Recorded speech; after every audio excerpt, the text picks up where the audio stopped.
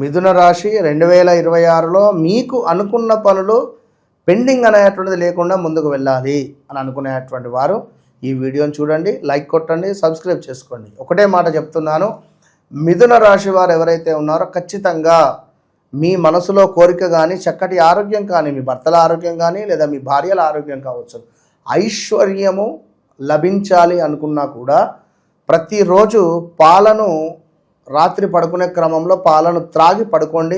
వెండి గ్లాసులో వాటర్ తాగే ప్రయత్నం చేయండి. అదేవిధంగా తప్పకుండా కూడా కుదిరితే ఈ 2025 లోపు అంటే ఎండింగ్ లోపు ఒక్కసారి గుజరాత్ సోమనాథ్ టెంపుల్ను దర్శించండి. దీనివల్ల మీకు ధనపరమైనటువంటి ఇబ్బందులు కానీ ఐశ్వర్య ప్రాప్తి అనేటువంటిది మీకు లభిస్తూ ఉంటుంది. మానసికంగా ఇంకా అభివృద్ధి అద్భుతంగా ఉండాలి అనుకుంటే ప్రతి సోమవారం ఈశ్వరునికి గంగాజలమును కొంత సమర్పించండి. All the best.